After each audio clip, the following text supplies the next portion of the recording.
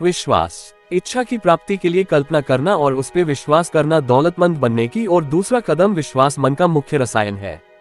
जब विचारों की आवृत्ति विश्वास के साथ जुड़ती है तो अंतर्मन उन विचारों की आवृत्ति को आध्यात्मिक शक्ति के रूप में असीम शक्ति के पास भेज देता है, जो उसे वास्तविक रूप में आकार दे सके। सभी सकारात्मक भावनाओं में सबसे ताकतवर भाव होते हैं विश्वास, प्रेम और सेक्स। जब ये तीनों मिलते हैं तो इनमें इतनी अपार शक्ति होती है जिससे विचारों में नई ऊर्जा भर के तुरंत अंतर्मन में पहुंच जाती है, जहां ये आध्यात्मिक शक्ति के रूप में बदल जाती है। आध्यात्मिक शक्ति वह माध्यम है जो असीम शक्ति से वास्तविक जीवन में विचारों को साकार करने का जवाब लेकर आती है। प्रेम और विश्वास मन से संबंधित है, जो अधिकतर अध्यात्म पक्ष से जुड़े हुए हैं, जबकि सेक्स पूरी तरह जीव विज्ञान से संबंधित है। ये सिर्फ शरीर से जुड़ा हुआ पक्ष है। इन तीनों भावनाओं का मिश्रण नियत, विचारणीय मन और असीम शक्ति के बीच संवाद का सीधा रास्ता बनाता है। विश्वास कैसे विकसित किया जाए? विश्वास एक ऐसी मनःस्थिति है जिसे आत्मसुझाव सिद्धांत द्वार करते हैं। अगर फिर भी वे किसी तरह कुछ दिनों तक अपराध के संपर्क में बने रहे तो उसके आदी होने लगते हैं और सहन करना सीख जाते हैं, तथा जब वे काफी लंबे समय तक उसके संपर्क में रहते हैं तो अपराध से प्रभावित होकर उसमें शामिल हो जाते हैं। अगर इस बात को इस तरह कहे कि अगर आप आवेश के साथ किसी विचार को लगातार सोचते हैं तो अंतर्मन इस विचार को स्वीकार कर लेता है और इस पर कार्य करता है। अंतर्मन उस संवेद को साकार रूप देने के लिए कोई न कोई व्यावहारिक प्रक्रिया उपलब्ध कराता है। वे सभी विचार जिनसे भावनाएं जुड़ जाती है और उनमें विश्वास भर जाता है तो वे विचार खुद को भौतिक रूप में तब्दील कर लेते हैं। ऐसे लाखों लोग हैं जो यह मानते हैं कि वे गरीबी और भूखमरी में जीने के लिए इसलिए अपशब्द है क्योंकि कोई रहस्यमय शक्ति उनके खिलाफ काम कर रही है जिस पर उनका कोई नियंत्रण नहीं है। इस नकारात्मक आस्था या विश्वास के कारण वे अपने दुर्भाग्य के निर्माता खुद होते हैं, क्योंकि उनका अंतर्मन उनके इस नकारात्मक विश्वास को पकड़ लेता है और इसे भौतिक रूप में आकार देता है। एक बार फिर यह बताना उचित होगा कि यदि आप अपनी इच्छा को हकीकत में बदलना चाहते हैं तो आप उसे अपने अंतर्मन तक पहुंचा दीजिए, परंतु इसके लिए यह जरूरी है कि आपकी चाहत मजबूत और आशावादी हो। अगर ऐसा है तो आप उसे भौतिक रूप में बदल सकते हैं। आपका विश्वास ही वह भाव है जो आपके अंतर्मन की क्रिया निर्धारित करता है। आत्मसुझाव के द्वारा अपने अंतर्मन को धोखा देने से आपको कोई नहीं रोक रहा है, जिस तरह से मैंने अपने पुत्र के अंतर्मन को धोखा दिया था। इस धोखे को यथार्थवादी बनाने के लिए इस तरह व्यवहार करें जैसे आपके पास पहले से ही वह भौतिक वस्तु मौजूद हो जिसकी आप इच्छा कर रहे हैं। ये भाव आप में उस समय होना चाहिए जब आप अपने अंतर्मन को आदेश दे रहे हो। अंतर्मन विश्वास और आस्था की स्थिति में दिए गए किसी भी आदेश को, जिसके बारे में आपको विश्वास हो कि वह हकीकत में बदल जाएगा, सबसे सीधे और व्यवहारिक तरीके से भौतिक रूप में बदल देगा। निश्चित रूप से इतना कहा जा चुका है कि आप उस शुरुआती पॉइंट पर पहुंच सके जहां से प्रयोग और अभ्यास के द्वारा आप अपने अंतर्मन को दिए जाने वाले किसी भी आदेश को आस्था से सरोबार करने की योग्यता हासिल कर सके। पूर्णता अभ्यास से ही आएगी। ये केवल निर्देशों को पढ़ने भर से नहीं आ सकती। आपके लिए यह अनिवार्य है कि आप सकारात्मक भावनाओं को अपने मन की प्रबल शक्तियों के रूप में प्रोत्साहन करें और नकारात्मक भावनाओं को हतोत्साहित करके उन्हें अपने मन से निकाल दे। जिस मन में सकारात्मक भावनाओं की प्रबलता होती है वह उस मन अवस्था का प्रिय निवास बन जाता है। वह मन इच्छा के अनुरूप अंतर्मन को निर्देश देता है जिसे ये स्वीकार करता है और इस पर तुरंत कार्य करता है। काफी लंबे समय से धर्मावलंबी संघर्षरत मानवता को ये संदेश देते रहे हैं कि उन्हें इस या उस धार्मिक सिद्धांत में विश्वास करना चाहिए, परंतु वे लोगों को ये बताने में असफल रहे हैं कि विश्वास को किस तरह से पैदा किया जाए। उन्होंने यह नहीं बताया कि विश्वास एक मानसिक अवस्था है जिसे आत्मसुझाव द्वारा विकसित किया जा सकता है।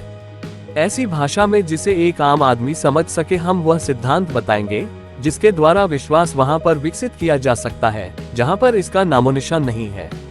अपने आप पर विश्वास रखें और परमपिता पर विश्वास रखें। इसके पहले कि हम शुरू करें आपको एक बार फिर यह याद दिलाना जरूरी है, विश्वास ही वह शक्ति है जो विचार के आवेग को जीवन, शक्ति और क्रियाशीलता प्रदान करता है। पिछले वाक्य दोबारा पढ़ने लायक है और तीसरी बार यहाँ तक कि कई बार भी पढ़ सकते हैं। जोर से पढ़े तो बेहतर रहेगा। विश्वास धन कमाने का शुरुआती बिंदु है।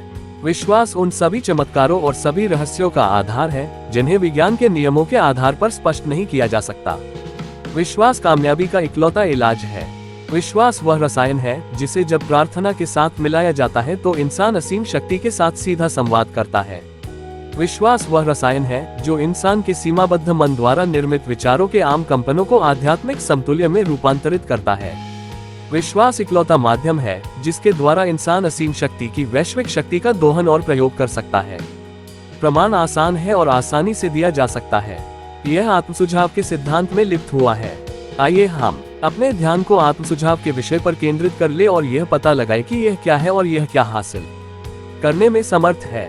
ये तथ्य तो सभी जानते हैं कि आदमी अपने आप से जो बार बार दोहराता है वह आखिरकार उस बात पर विश्वास करने लगता है, चाहे वह बात सही हो या गलत। अगर कोई आदमी बार किसी झूठ को दोहराता रहे तो अंततः वह उस झूठ को सच के रूप में स्वीकार कर लेगा। यही नहीं, वह विश्वास करने लगेगा कि यही सच है। इंसान वही बन जाता है जिस तरह के विचारों को वह अपने मन में राज करने देता है। जिन विचारों को इंसान अपने मन में जगह देता है, जिन्हें वह सहानुभूति के साथ प्रोत्साहित करता है और जिन्हें वह अपनी भावना के साथ संबद्ध करता है, वे प्रेरक शक्तियां बन जाते हैं जो उसकी हर गतिविधि, हर कार्य और हर कर्म को नियंत्रित और निर्देशित करती है। आइए अब एक बहुत ही महत्वपूर्ण सच्चा वक्तव्य, जब विचार भावनाओं के साथ संयोजित हो जाते हैं तो वे एक मैग्नेटिक पावर बन जाते हैं जो अपने सामान या अपने से जुड़े दूसरे विचारों को आमंत्रित करते हैं। भावना के साथ जुड़ जाने पर इस तरह से चुंबकीय हो गए विचार की तुलना हम उस बीज से कर सकते हैं जिसे उपजाऊ जमीन में बोए जाने पर वह अंकुरित होता है, उगता है और कई गुना हो जाता है, जब तक कि यह छोटा सा एक बीज अपने ही जैसा लाखों अनगिनत बीज नहीं बना जाता। मानवीय मन ऐसे कंपनों को लगातार आकर्षित करता है जो मन में रह रहे विचारों के अनुरूप हो। इंसान के मन में प्रबलता में मौजूद कोई भी विचार, योजना या लक्ष्य अपने रिश्तेदारों को आमंत्रित और आकर्षित करता है और इन रिश्तेदारों से जुड़ने के बाद वह अधिक शक्तिशाली बन जाता है और उसकी शक्ति तब तक बढ़ती रहती है जब तक कि वह उस व्यक्ति का प्रबल मालिक नहीं बन जाता जिसके मन में वह निवास करता है।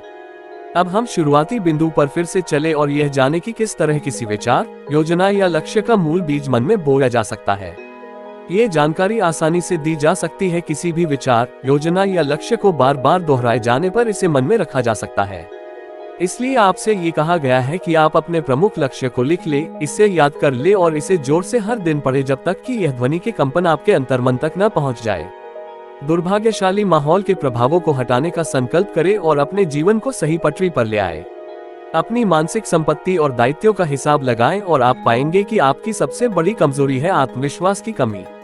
आप आत्मसुझाव के सिद्धांत की मदद से इस कमी या अड़चन को उड़ा कर सकते हैं और अपने संकोच को साहस में बदल सकते हैं।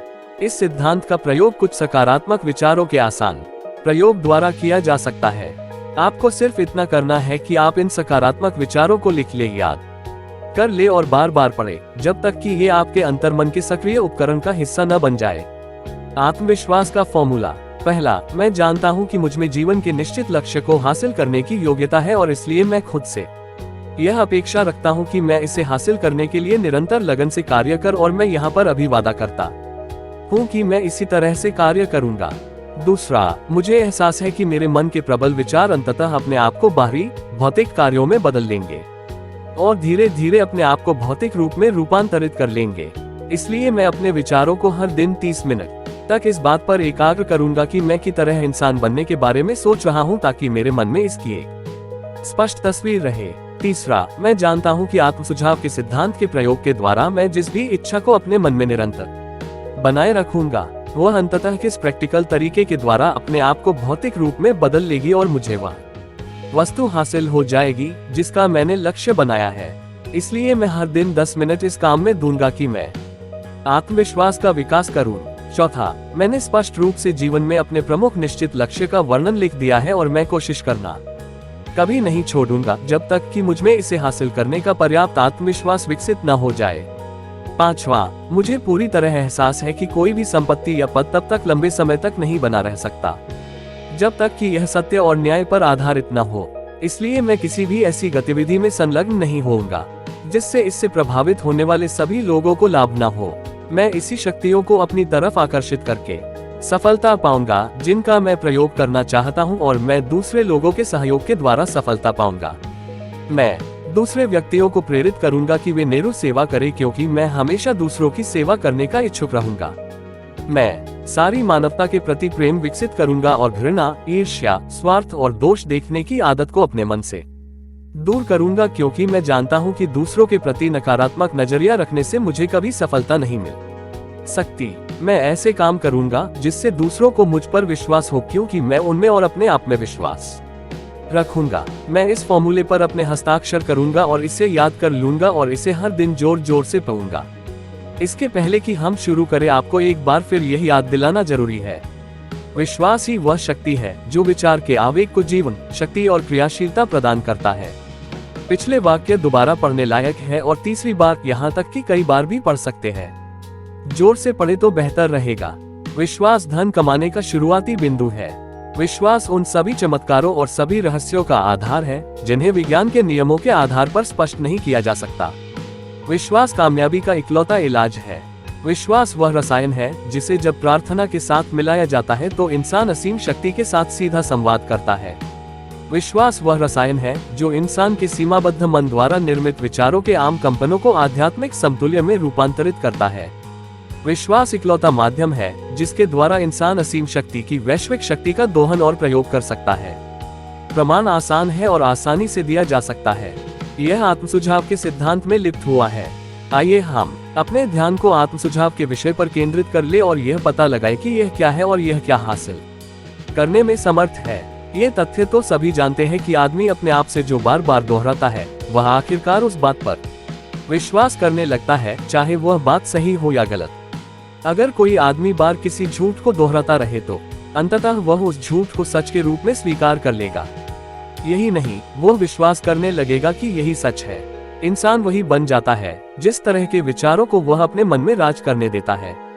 जिन विचारों को इंसान अपने मन में जगह देता है, जिन्हें वह सहानुभूति के साथ प्रोत्साहित करता है और जिन्हें वह अपनी भावना के साथ संबद्ध करता है, वे प्रेरक शक्तियां बन जाते हैं जो उसकी हर गतिविधि, हर कार्य और हर कर्म को नियंत्रित और निर्देशित करती है। आइए अब एक बहुत ही महत्वपूर्ण सच्चा वक्तव्य, जब विचार भावनाओं के साथ संयोजित हो जाते हैं तो वे एक मैग्नेटिक पावर बन जाते हैं जो अपने सामान या अपने से जुड़े दूसरे विचारों को आमंत्रित करते हैं।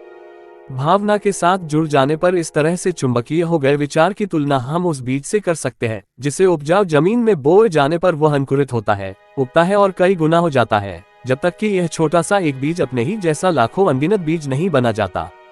मानवीय मन ऐसे कंपनों को लगातार आकर्षित करता है जो मन में रह रहे विचारों के अनुरूप हो। इंसान के मन में प्रबलता में मौजूद कोई भी विचार, योजना या लक्ष्य अपने रिश्तेदारों को आमंत्रित और आकर्षित करता है और इन रिश्तेदारों से जुड़ने के बाद वह अधिक शक्तिशाली बन जाता है और उसकी शक्ति तब तक बढ़ती रहती है जब तक कि वह उस व्यक्ति का प्रबल मालिक नहीं बन जाता जिसके मन में वह निवास करता है। ये पूरी तरह से मानसिक स्थिति पर निर्भर है। अगर आप सोचते हैं कि आप पिछड़ गए हैं तो सचमुच ऐसा ही है। आपको ऊपर उठने के बारे में सोचना होगा, आपको अपने आप पर विश्वास करना होगा और तभी आप जिंदगी में कुछ कर सकते हैं।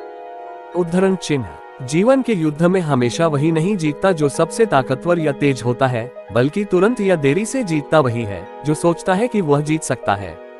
उन शब्दों पर ध्यान दीजिए जिन पर जोर दिया गया है और आप उस गहन अर्थ को समझ लेंगे जो कवि के मन में था। आपके मन में कहीं न कहीं उपलब्धि का बीज सोया हुआ है जिसे अगर जगा दिया जाए और काम में जुटा दिया जाए तो वह आपको उन ऊंचाइयों पर ले जाएगा जिन्हें हासिल करने की बात आपने सपने में भी नहीं सोची होगी। जिस तरह महान संगीतकार वायलिन के तारों से संगीत का सुंदर लहरियां छेड़ सकता है, उसी तरह आप भी अपनी प्रतिभा को जगा सकते हैं जो आपके मन में कहीं दबी पड़ी है। इसके माध्यम से आप अपने आप को ऊपर की तरफ ले जा सकते हैं और जिस लक्ष्य को प्राप्त करना चाहे उस लक्ष्य को प्राप्त कर सकते हैं। 40 साल की उम्र तक अब्राहम लिंकन ने जिस काम में हाथ डाला वे उसमें असफल रहे।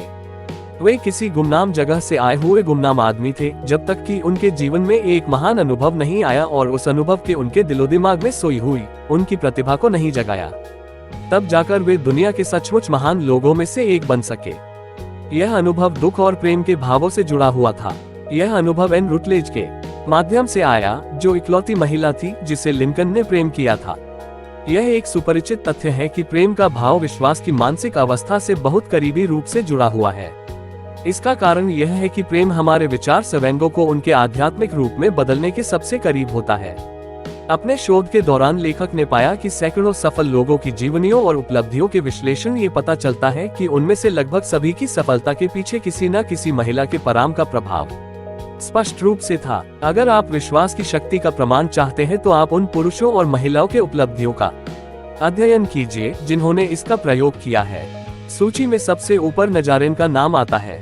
ईसाई धर्म का आधार है आस्था। चाहे कितने ही लोगों ने इस महान शक्ति के अर्थ को गलत ढंग से विश्लेषित किया है और तोड़ा मरोड़ा है, ईसा मसीह की शिक्षा और उपलब्धियों का सार जिसे चमत्कार के रूप में विश्लेषित किया जा सकता है। विश्वास या आस्था ही है। अगर चमत्कार जैसी कोई चीज होती है तो ये केवल उस मानसिक अवस्था के द्वारा हो सकती है जिसे विश्वास कहा जा सकता है। आइए अब हम उस आदमी के जीवन में विश्वास की शक्ति देखें जिसे पूरी मानव सभ्यता बहुत अच्छी तरह से जानती है। उस आदमी का नाम है महात्मा गांधी। इस आदमी में विश्वास की संभावनाओं का सबसे चमत्कारी उदाहरण देखने को मिलेगा। अपने समय में गांधी जी के पास जितनी शक्ति थी उतनी किसी भी जीवित व्यक्ति के पास नहीं थी, और इसके बावजूद उनके पास शक्ति के कोई पारंपरिक औजार नहीं थे, जैसे कि धन, युद्ध के जहाज, सिपाही या हथियार। गांधी जी के पास पैसा नहीं था, घर नहीं था, उनके पास एक सूट भी नहीं था, परंतु उनके पास शक्ति थी। उनके पास ये शक्ति कैसे आई? उन्होंने इसे विश्वास के सिद्धांत की समझ के द्वारा विकसित किया, और उनमें ये योग्यता थी कि वे अपनी आस्था को 20 करोड़ लोगों के दिमाग में बो सके। गांधी जी ने 20 करोड़ मन को एक दिमाग की तरह एक साथ जुड़ने और एक साथ चलने के लिए प्रेरित किया, जो एक महान कार्य था। विश्वास के सिवाय और कनूसी शक्ति इतना कर सकती थी। 20वीं सदी के मध्य में मार्टिन लूथर किंग को मानव अधिकारों और सभी लोगों के गौरव की रक्षा करने के लिए उनके मन में गहरा विश्वास था, जिसकी वजह से हर जाति संप्रदाय में विश्वास करने वाले महिलाओं एवं पुरुषों ने उनके समाज में एक समान अधिकारों के संघर्ष से जुड़े। उनका सपना था कि किसी को उसके रंग से नहीं बल्कि उसके चरित्र से पहचाना जाना चाहिए। उनका ये सपना पूरी तरह से तो पूरा नहीं हो सका, परंतु उनके कार्य और मृत्यु ने संपूर्ण दुनिया में एक नवचेतना की तरह कार्य किया और लोगों को लगातार इससे जूझने के लिए प्रेरित कर रहा है। बिजनेस और उद्योग चलने में विश्वास और सहयोग की जरूरत होती है। ऐसे में ये रोचक भी है और लाभदायक भी कि हम एक घटना का विश्लेषण करें जो हमें बहुत अच्छे ढंग से वह तरीका समझाती है जिसके द्वारा उद्योगपतियों और बिजनेसमैनों ने बहुत बड़ी दौलत कमाई तथा उन्होंने लेने से पहले देने के तरीके से ऐसा कर दिखाया। ये घटना 1900 की है, जब यूनाइटेड स्टेट्स स्टील कॉर्पोरेशन बन रहा था। जब आप कहानी पढ़े तो इन मूलभूत तथ्यों को अपने दिमाग में रखें और आप समझ पाएंगे कि किस तरह विचार बड़े खजानों में बदलते हैं। अगर आप उन लोगों में से हैं जो अक्सर आश्चर्य करते हैं कि किस तरह ढेर सारी दौलत कमाई जाती है, तो यूनाइटेड स्टेट्स स्टील कॉर्पोरेशन के निर्माण की यह कहानी आपको काफी कुछ सिखा देगी। अगर आपको इस बारे में जरा सी भी शंका है कि इंसान विचारों के माध्यम से या सोचकर अमीर बन सकते हैं, तो ये कहानी आपके मन से शंका को भगा देगी, क्योंकि आप यूनाइटेड स्टेट्स स्टील की कहानी में इस पुस्तक में बताए गए में सिद्धांतों का प्रयोग पाएंगे। उस $1 बिलियन के भाषण के काफी दिन बाद 12 दिसंबर 1900 की शाम को देश के लगभग 80 अमीर दिग्गज फिफ्थ एवेन्यू के यूनिवर्सिटी क्लब के समारोह हाल में इकट्ठे हुए। अवसर था पश्चिम से आए हुए एक युवक का सम्मान करना, परंतु आधा दर्जन से अधिक अतिथियों को इस बात का एहसास नहीं था कि वे लोग अमेरिका औद्योगिक इतिहास के सबसे महत्वपूर्ण घटना देखने जा रहे थे। जे एडवर्ड सिमंस और चार्ल्स स्टीवर्ट स्मिथ के हृदय कृतज्ञता से भरे थे, क्योंकि जब वे हाल ही में पिट्सबर्ग गए थे तो चार्ल्स एम शवाब ने उदारतापूर्वक मेहमान नवाजी की थी और उनका अद्भुत अतिथि सत्कार किया था। सिमंस और स्मिथ ने 48 साल के शवाब से पूर्वी बैंकिंग सोसाइटी का अपरिचय करवाने के लिए इस दिन का आयोजन किया था, परंतु उन्हें आशा नहीं थी कि वे इस समारोह में हंगामा खड़ा कर देंगे। उन्होंने उन्हें ये चेतावनी दी थी कि न्यूयॉर्क के लोग भाषण की कला को पसंद नहीं करेंगे और उनसे प्रभावित नहीं होंगे, तथा यदि वे स्टीलमैन, हरीमे और वोल्डबर्ट जैसे श्रोताओं को बोर नहीं करना चाहते तो बेहतर होगा कि वे अपने भाषण को 15 या 20 मिनट तक सीमित रखें और फिर अपनी बात खत्म कर दे। जॉन पियरपॉन्ट मॉर्गन अपने उच्च पद के कारण श्वाब की दाईं तरफ बैठे हुए थे। वे भी इस समारोह में सिर्फ कुछ देर तक ही ठहरने वाले थे, और जहां तक प्रेस और जनता का सवाल था, पूरा मामला इतना महत्वहीन था कि अगले दिन इस समारोह का जिक्र किसी भी अखबार में नहीं छपा। दोनों मेजबानों और प्रख्यात अतिथियों ने अच्छी तरह से दिन किया। बीच में बहुत काम चर्चा हुई और जितनी हुई वह भी तनाव के माहौल में हुई। बहुत काम बैंकर और ब्रोकर शवाब से मिले थे, जिसका करियर मनोगहेला के किनारे पर परवान चढ़ा था और उसे कोई भी अतिथि ठीक से नहीं जानता था। परंतु शाम खत्म होने से पहले उन सभी और मनी मास्टर मॉर्गन के पैरों टेल जमीन खिसक गई और $1 बिलियन के यूनाइटेड स्टेट्स स्टील कॉर्पोरेशन का बीज बोया गया। इतिहास के लिहाज से शायद ये दुर्भाग्यपूर्ण है कि उस दिन में चार्ल्स शवाब के दिए हुए भाषण का कोई रिकॉर्ड नहीं है। शायद यह एक घरेलू भाषण होगा जिसमें ग्रामर की कई गलतियां होंगी, क्योंकि शवाब भाषा की शुद्धता पर ज्यादा ध्यान नहीं देते थे और उस भाषण में सूक्तियां और चुटकुले भी होंगे। परंतु इनके अलावा उसमें एक प्रबल शक्ति थी जिसका उन $5 बिलियन के लगभग की संपत्ति वाले श्रोताओं पर अविस्मरणीय प्रभाव पड़ा। जब यह 90 मिनट का भाषण समाप्त हुआ और जब श्रोता इसके जादू के कारण अब भी मंत्रमुग्ध थे, तो मॉर्गन वक्त को एक खिड़की के पास अलग ले गए, जहां चौखट पर बैठकर और पैरों को नीचे लटकाकर उन्होंने 1 घंटे तक चर्चा की। शवाब के व्यक्तित्व का जादू पूरी शक्ति से काम कर रहा था, परंतु इससे भी अधिक महत्वपूर्ण और अधिक स्थायित्वपूर्ण और स्पष्ट प्रोग्राम था जो उन्होंने स्टील के विस्तार के लिए प्रस्तुत किया था। कई और लोगों ने मॉर्गन की रुचि जगाने की कोशिश की थी कि वे स्टील के लिए भी उसी तरह का ट्रस्ट बनाएं, जिस तरह बिस्किट, वायर और हुक, शक्कर, रबर, विस्की, तेल या च्युइंगम के लिए बना रखा था। जॉन डब्ल्यू गेट्स नाम के गैम्बलर ने भी इसका प्रस्ताव रखा था, परंतु मॉर्गन को उस पर भरोसा नहीं था। बिल और जिम मूर, जो शिकागो में स्टॉक जोबेर थे और जो एक मैच ट्रस्ट और क्रैकर कॉर्पोरेशन बना चुके थे, उन्होंने भी इसका प्रस्ताव रखा था, परंतु वे भी असफल हुए थे। देहात के वकील एल्बर्ट एच गैरी भी यही चाहते थे, परंतु वे इतने बड़े नहीं थे कि उनकी बातों का प्रभाव पड़े। सिर्फ शवाब की वाकपटुता ही जे.पी. मॉर्गन को उन ऊंचाइयों तक ले जा सकी जहां से वे ये देख पाए कि इस साहसिक आर्थिक कार्य के कितने जबरदस्त परिणाम निकलेंगे। हालांकि आसानी से पैसे कमाने वाले लोगों की नजर में यह विचार एक पागलपन भरा सपना ही था। आर्थिक चुंबकीय एक पीढ़ी पहले शुरू हुई थी और इसने स्टील जगत में हजारों छोटी और कई मामलों में अक्षमता से चलाई जा रही कंपनियों को बड़े और प्रतियोगिता से धराशायी हो चुके कॉर्पोरेशनों में तब्दील किया था। और यह हंसमुख हुस्नी स्पाइरेट जॉन डब्ल्यू गेट्स के द्वारा खोजी गई तकनीकों से संभव हुआ था। छोटी कंपनियों से गट्स पहले ही American steel and wire company बना चुके थे और मॉर्गन के साथ मिलकर उन्होंने फेडरल स्टील कंपनी बना ली थी। परंतु अगर इनकी तुलना एंड्रू कार्नेगी के विशालकाय ट्रस्ट से की जाए, जिसके स्वामी और संचालक थे, तो ये सारी कंपनियों और कॉर्पोरेशन बौने थे। चाहे वे कितनी ही एकता का परिचय दे, परंतु वे सब मिलकर भी कार्नेगी साम्राज्य में सुरंग नहीं लगा सकते थे और मॉर्गन ये बात जानते थे। कार्नेगी भी यह बात जानते थे। इसकी वो कैसल की शानदार ऊंचाइयों से उन्होंने पहले तो रोचकता से और बाद में चिढ़कर देखा कि मॉर्गन को छोटी कंपनियां उनके बिजनेस में किस तरह प्रवेश कर रही है। जब ये प्रयास अधिक साहसिक हुए तो कार्नेगी क्रोधित हो गए और उन्होंने प्रतिशोध लेना शुरू कर दिया। उन्होंने ये फैसला किया कि वे अपने प्रतियोगियों की हर मिल को डुप्लीकेट करेंगे। अब तक उन्होंने वायर, पाइप, हुक या शीट में कोई रुचि नहीं दिखाई थी। इसके बजाय वे इतने में ही संतुष्ट थे और उन्हें इस अपने मनचाहे आकार में ढलने देते थे। परंतु अब अपने प्रमुख और योग्य लेफ्टिनेंट शवाब के सहयोग से वे अपने दुश्मनों को बर्बाद करने की योजना बना रहे थे। चार्ल्स एम शवाब के भाषण में मॉर्गन को एक ही समस्या का जवाब मिल गया।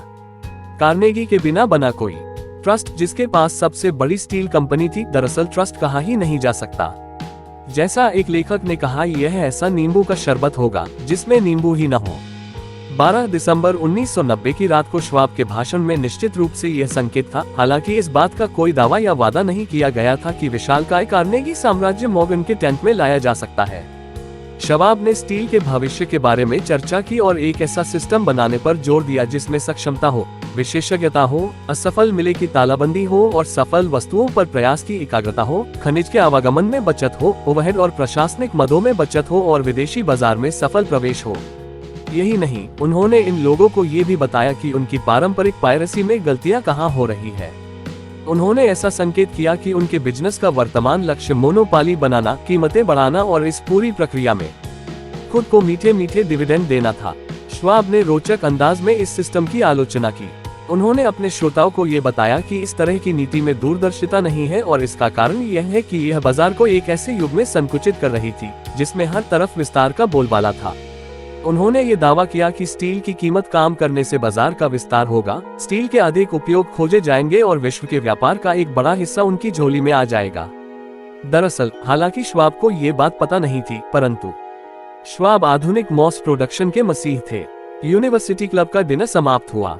मॉर्गन अपने घर लौट गए और शवाब की सुनहरी भविष्यवाणी के बारे में सोचते रहे। शवाब वापस पिट्सबर्ग लौट गए जहां वे एंड्रू कार्नेगी का स्टील बिजनेस चला रहे थे। गैरी और बाकी लोग अपने स्टॉक टिकेट्स के पास वापस लौट गए जहां वे अगले कदम का इंतजार करने लगे। इसमें ज्यादा वक्त नहीं लगा। शवाब ने उनके सामने तर्कों का जो बोझ रखा था उसे पचाने में मॉर्गन को 1 सप्ताह लगा। उन्होंने अपने आप को पूरी तरह से आश्वस्त कर लिया कि इसका परिणाम आर्थिक अपच नहीं होगी। उन्होंने शवाब को बुलवाया और उन्होंने पाया कि वो युवक जरा संकोची था। शवाब ने संकेत किया कि कार्नेगी इस बात को पसंद नहीं करेंगे कि उनकी कंपनी का विश्वसनीय प्रेसिडेंट वॉल स्ट्रीट के सम्राट के साथ मुलाकात कर रहा है, जबकि कार्नेगी ने ये कसम खाई थी कि वे वॉल स्ट्रीट पर कभी कदम नहीं रखेंगे। फिर जॉन डब्ल्यू गेट्स नाम के बिचौलिए ने यह सुझाव दिया कि अगर शवाब फिलाडेल्फिया में बेलेव्यू होटल में जा रहे तो जेपी मॉर्गन भी उसी समय उस होटल में रहेंगे।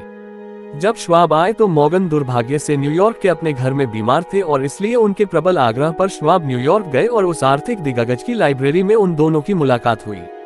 कुछ आर्थिक इतिहासकारों की माने तो इस नाटक की शुरुआत से लेकर अंत तक मंच के निर्देशक एंड्रू कार्नेगी थे। वे यह मानते हैं कि श्वाब के दिन से लेकर उनका प्रसिद्ध भाषण, श्वाब और मॉर्गन की रविवार रात मुलाकात तक की सारी घटनाएं चतुर्स्कोता कार्नेगी के दिमाग की उपज थी। परंतु सच्चाई इससे ठीक अलग थी। जब श्वाब को इस सौदे को अंतिम रूप देने के लिए बुलाया गया तो वे ये भी नहीं जानते थे कि लिटिल बॉस एंड्रू कार्नेगी इसे मानेंगे भी या नहीं। वे बेचने के प्रस्ताव के बारे में सोचेंगे भी या नहीं, खासकर उन लोगों को जिनसे वे बुरी तरह चिढ़ते थे। परंतु श्वाब उस मुलाकात में अपने साथ अपनी ही लिखाई में कॉपर प्लेट के आंकड़ों की 6 शीट लेकर गए, जिनमें ये लिखा हुआ था कि इस नए ट्रस्ट की हर स्टील कंपनी का आर्थिक मूल्य और उसकी संभावित आर्थिक कमाई की क्षमता क्या थी। 4 लोग उन आंकड़ों का विश्लेषण करते हुए पूरी रात बैठे रहे। जाहिर है कि इनमें सबसे प्रमुख व्यक्ति मॉर्गन थे, जिनका धन के दैवी के अधिकार में दृढ़ विश्वास था। उनके साथ उनका अभिजात्य पार्टनर रॉबर्ट बेकेन था, जो एक विद्वान और सुसंस्कृत व्यक्ति था। तीसरा था जॉन डब्ल्यू गेट्स, जिसे मॉर्गन एक गैम्बलर होने के कारण छोटा समझते थे और उसे एक औजार की तरह इस्तेमाल करते थे। चौथे खुद श्वाब थे, जो स्टील बनाने और बेचने की प्रक्रियाओं के बारे में उस समय जीवित किसी भी समूह से अधिक जानते थे। पूरी चर्चा में पिट्सबर्ग के इस आदमी के आंकड़ों के बारे में कोई सवाल नहीं किया गया। अगर उन्होंने कह दिया कि किसी कंपनी का मूल्य इतना था तो उस कंपनी का मूल्य उतना ही था, न उससे अधिक न उससे कम। उन्होंने इस बात पर जोर दिया कि इस ट्रस्ट में केवल वही कंपनियां रहे जिनका नाम उन्होंने लिखा था। उन्होंने एक ऐसे कॉर्पोरेशन की रचना की थी जिसमें कोई डुप्लीकेशन नहीं होगा और उन मित्रों के लालच की संतुष्टि भी नहीं होगी जो अपनी कंपनियों के बोझ को मॉर्गन के विशाल कंधों पर उतारना चाहते होंगे। जब सुबह हुई तो मॉर्गन उठे और उन्होंने अपनी कमर सीधी की। केवल एक ही सवाल रह गया था, क्या आपको लगता है कि आप एंड्रू कार्नेगी को बेचने के लिए राजी कर सकते हैं? उन्होंने पूछा। श्वाब ने उत्तर दिया, मैं कोशिश करूंगा। अगर आप उन्हें बेचने के लिए राजी कर ले तो मैं खरीद लूंगा, मॉर्गन ने जवाब दिया। श्वाब ने उत्तर दिया, मैं कोशिश करूंगा। अगर आप उन्हें बेचने के लिए राजी कर ले तो मैं खरीद लूंगा, मॉर्गन ने जवाब दिया। यहाँ तक सब कुछ ठीक था, परंतु क्या कार्नेगी बेचेंगे, और अगर बेचेंगे तो वे बदले में कितनी रकम मांगेंगे? श्वाब का अनुमान था लगभग 320,000,000 डॉलर, और वे ये रकम किस रूप में चाहेंगे? कॉमन या प्रेफर्ड स्टॉक के रूप में, बॉन्ड के रूप में नकद? कोई भी $1 बिलियन का प्रतिशत नकद में नहीं दे सकता था। जनवरी में वेस्टचेस्टर में सेंट एंड्रयूज लिंक्स में एक गोल्फ गेम चल रहा था और एंड्रू ठंड से बचने के लिए स्वेटर पहने हुए थे और चाली लगातार बोल रहे थे ताकि कार्नेगी का हौसला बुलंद रहे ताकि बिजनेस के बारे में एक शब्द भी नहीं बोला गया जब तक कि वे दोनों कार्नेगी कॉटेज की रामदेही गर्मी में नहीं बैठ गए। फिर उसी वाक्पटुता के साथ जिससे उन्होंने यूनिवर्सिटी क्लब के 80 करोड़पतियों को मंत्रमुग्ध किया था, श्वाब ने आराम से रिटायर होने के सुनहरे सपने बताए और बूढ़े आदमी की सामाजिक इच्छाओं को संतुष्ट करने के करोड़ों अरबों का जिक्र किया। कार्नेगी ने जवाब में कागज के एक टुकड़े पर एक रकम लिखकर श्वाब को थमा दी और कहा, ठीक है, हम इतने में बेच देंगे। आंकड़ा लगभग 400,000 डॉलर था, और अगर श्वाब के द्वारा अनुमानित 320,000 डॉलर के आंकड़े को मूलभूत आंकड़ा माना जाए तो इसमें पिछले 2 सालों में पूंजी मूल्य में हुई वृद्धि के रूप में 80,000 जोड़ दिए गए थे। बाद में ट्रांसअटलांटिक लाइनर के डेक पर खड़े होकर कार्नेगी ने मॉर्गन से अफसोस से कहा, काश मैंने आपसे 100,000 डॉलर अधिक मांगे होते। अगर आपने मांगे होते तो आपको वह भी मिल गए होते, मॉर्गन ने खुश होकर बताया। इस बात से काफी सनसनी फैली। एक ब्रिटिश संवाददाता ने तार दिया कि विदेशी स्टील जगत इस दैत्याकार ट्रस्ट से स्तंभित है। एल के प्रेसिडेंट हेडली ने घोषणा की कि अगर देश में ट्रस्ट बनाने संबंधी नियम नहीं बनाए गए तो अगले 25 सालों में वाशिंगटन में एक सम्राट शासन करेगा। परंतु योग्य स्टॉक विशेषज्ञ कीने नए स्टॉक को जनता को इतनी योग्यता से बेच की सारा का सारा पानी। कई लोगों का अनुमान था 600,000 डॉलर पलक झपकते ही सोख लिया गया। कार्नेगी के पास करोड़ों डॉलर थे और मॉर्गन सिंडिकेट के पास कष्ट उठाने के अवज़ में 62,000 और गेट्स से लेकर गैरी तक सभी के पास करोड़ों डॉलर थे। 48 साल के श्वाब को भी अपना पुरस्कार मिला। वे इस नए कॉर्पोरेशन के प्रेसिडेंट बन गए और 1930 तक इस पर नियंत्रण करते रहे। अब एक अन्य उदाहरण बताते हैं किस तरह अपने एक विचार पर विश्वास रखने मात्र से एक व्यक्ति ने अपने लिए करोड़ों डॉलर धन एकत्रित कर लिया और कई अनगिनत लोगों को दौलतमंद बनने में मदद की। सर जॉन टेम्पल्टन ऐसे ही व्यक्ति हैं जिन्हें धन इन्वेस्ट करने की अपनी प्रतिभा पर पूर्ण रूप से विश्वास था। टेम्पल्टन आम लोगों से धन इन्वेस्ट करने में काफी समझदार थे, क्योंकि अधिकतर लोग भावनाओं में बहकर, अज्ञानता में या फिर कॉमन सेंस में धन इन्वेस्ट कर देते हैं। उन्हें ऐसा महसूस हुआ कि पैसा इन्वेस्ट करने की अपनी प्रतिभा से वे अपने लिए काफी धन कमा सकते हैं, पर उन छोटे इन्वेस्टर्स को मदद नहीं कर सकते जिन्हें वह मदद करना चाहते थे। अपनी इस इच्छा को पूरा करने के लिए उन्होंने म्यूचुअल फंड्स की शुरुआत की, जिसमें छोटे इन्वेस्टर पैसे लगा सकते थे। यह उस समय एक बेहतरीन प्रोजेक्ट की तरह उभर कर आया, क्योंकि यह उस वक्त के हिसाब से बहुत नई सोच थी। टेम्पल्टन ने उस कॉन्सेप्ट की शुरुआत की जो आज के समय में म्यूचुअल फंड्स के नाम से चल रहा है। टेम्पल्टन ग्रोथ फंड्स के पार्ट टाइम कर्मचारी और हरे होल्डर जॉन टेम्पल्टन स्मरण करते हुए बताते हैं कि जब उन्होंने पहली बार अपनी कंपनी की मीटिंग की थी तो उनके साथ एक छोटे से कमरे में कुछ सामान्य भोजन सामग्री बेचने वाले अधिकारी थे। आज के वक्त टेम्पल्टन फंड के अंदर 6000 से अधिक कर्मचारी काम करते हैं और उनकी संपत्ति $36 बिलियन से अधिक पहुंच चुकी है। इस विकास गति ने ही टेम्पल्टन ग्रुप को आज सबसे अग्रणी फंड ग्रुप में काबिज है। उसका एक उदाहरण यह है कि आज से 3 वर्ष पहले जिस किसी ने भी अपने $10,000 टेम्पल्टन फंड में लगाए थे, आज उनकी कीमत $1 मिलियन है। 1992 में जब उन्होंने अपनी company Templeton funds of interest को $400 मिलियन में बेचा था, तब तक उनके मन संतुष्ट हो गया था कि उन्होंने दौलतमंद बनने में काफी लोगों की मदद कर चुके हैं।